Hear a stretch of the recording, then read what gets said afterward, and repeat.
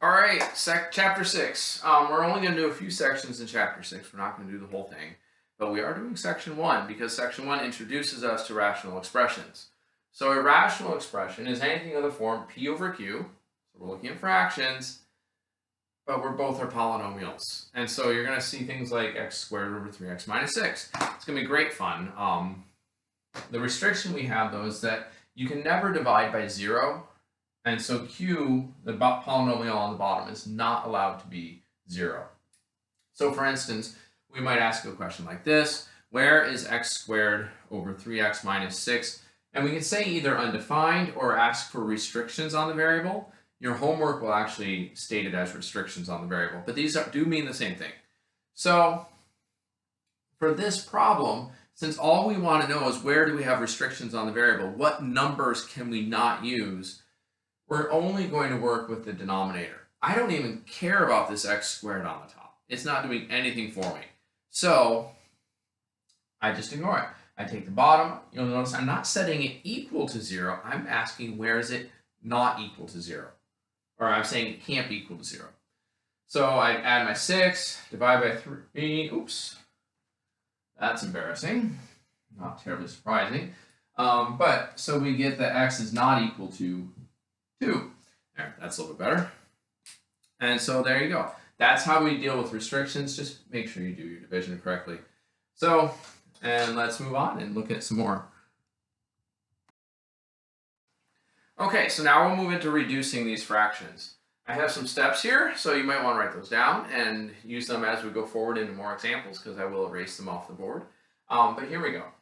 We can only reduce multiplied pieces. Okay, so here's what that means. Here's the example I want to work out. I want to reduce this. X squared plus x all over x cubed plus 3x squared plus 2x. Now, I know that you have x's here, and they're really, really tempting, but you can't get rid of them because the x cubed is connected by addition, the x squared is connected by addition. We can only do it when we have factored pieces that are multiplied together, and we'll see that here in just a second. And actually, that's step 2. We need to factor the top and the bottom. Get them into factored form, and then we can go ahead and eliminate the common pieces. So here's what I mean. I take the x squared plus x. This has a common factor of x, so you'll notice I pulled it out. Right? I can divide both those by x and set it out front, and we get x times x plus 1. Now I brought it down here to where I'm going to finish working this problem. We have x times x plus 1 down here at the bottom. And then for the bottom polynomial, x cubed plus 3x squared plus 2x, it also has a common factor of x. But then this is a trinomial, and we can factor that even further. So it factors to be x plus 2 times x plus 1. If you need to, go back to chapter 5 and review the factoring because it's going to be really important in this chapter.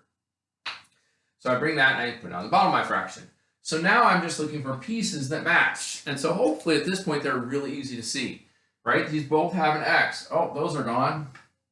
They both have a piece that is an x plus 1, right? This set of parentheses matches. So even though it's addition inside, it doesn't matter because that whole piece matches. So those go away.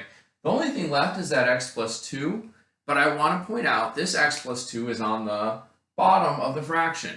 And so when we write our answer, even though there's nothing left on top, what we're really doing is dividing away those pieces.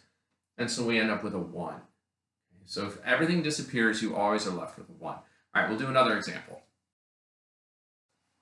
Okay, I have one more example here for reducing these fractions. I'm not going to do too many examples because really they're all the same process. Do your factoring, get rid of the pieces that match.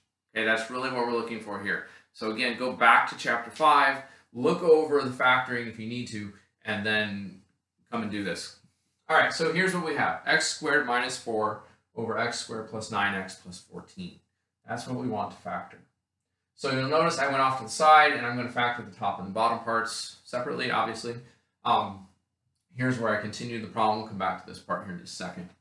So for the top, we have x squared minus 4, which you'll notice I've written down as a difference of squares, right? 4 is 2 to the second power. Because the difference of squares is so awesome, this factor is really nice to just be x plus 2 times x minus 2. And then I brought that back to the top of my fraction. For the bottom, x squared plus 9x plus 14 is just a basic trinomial, we're very fortunate. We have a coefficient of 1 in front, so we don't have to worry about that. So I just need a pair that multiplies to be 14 and adds up to 9. That pair ends up being 2 and 7. Always check your pairs. Don't forget. That's really important. And so since this one just has x squared in front, we get its factor to be x squared plus, or I'm sorry, x plus 2 and x plus 7. And I bring that back. So now we notice that the only matching part here is the x plus 2's. I'm just getting rid of them. So look, I cross them out. They're gone. What's left? X minus 2 over x plus 7. So there you go. That's reducing these kinds of fractions. If you can factor, it's really not bad, but some of these problems will get a little bit lengthy. So like I said, if you're having trouble figuring out how to do this, first go back and review chapter 5, go back and look at the factoring, and then come here and try it out. So good luck.